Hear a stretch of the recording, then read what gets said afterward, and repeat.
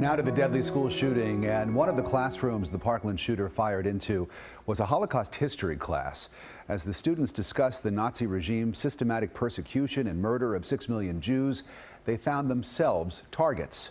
And now, in a CBS 4 exclusive, 4 of those students and their teacher agreed to talk to me as a group for the first time. The lessons of the Holocaust came alive in room 1214. Ivy Seamus's classroom at Marjory Stoneman Douglas, class 1214, is where she taught a Holocaust class for the last 4 years. February 14th, her students witnessed hate firsthand.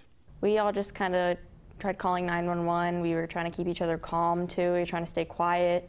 And then we heard the glass break for our classroom door.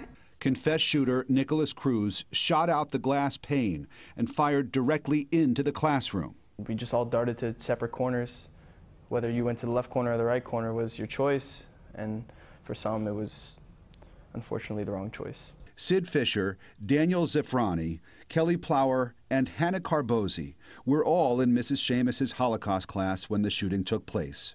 We spoke to them during a recent field trip to the Craig and Barbara Wiener Holocaust Reflection and Resource Room at Nova Southeastern University. I made the decision to go to Miss Seamus's desk because I knew that I wouldn't be seen from the door, and I just tried crawling under the desk. I was with another student under the desk, and I just prayed that he wouldn't come in our classroom, because if he did, it would have been just, we would have all been killed. Had he come in, we were all just sitting on the perimeter of the class. We were out in the open. We were sitting ducks. Cruz did not enter the room.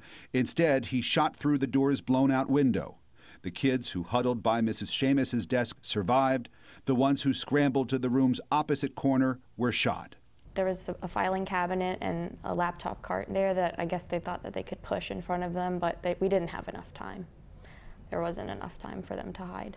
Kelly was the only one whose cell phone would work. She called 911. And you spoke with a dispatch operator? And yeah, for 14 minutes. At first, I was kind of just telling them that there was a school shooting. Oh, I see. Where are you in the school? Well, on the first floor. Can you hear where the shots are coming from? It was in the hallway. They were shooting into my classroom. They're shooting into your classroom?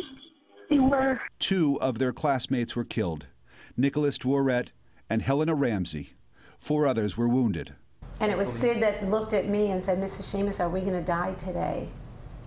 I think about that all the time. 2.5 months after the shooting, the kids are clearly still trying to comprehend what they lived through. Like, part of my memory is just like crumpling, and like I'm trying to put it back together to like make it like a story that like, so this happened. Daniel was the first to approach the door when he heard the first responders. They just screamed, "Coral Springs Police Department, we're here." Or yeah, I know the screams, Coral Springs Police Department. How did you feel when you heard them say police department? Relieved. Like I was like, I don't want to be the only one relieved, so I told them, like, the help is here, like, we're safe now. They're now dedicating themselves to honoring the memories of Helena, an eternal optimist, and Nick, described as smart and talented.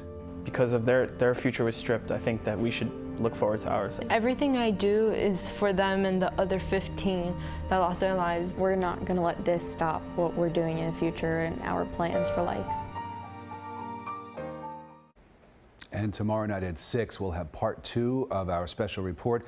You'll hear from the Stoneman Douglas kids and their teacher, Mrs. Seamus, about being survivors and the parallels between their horror and those who survived the Holocaust 73 years ago.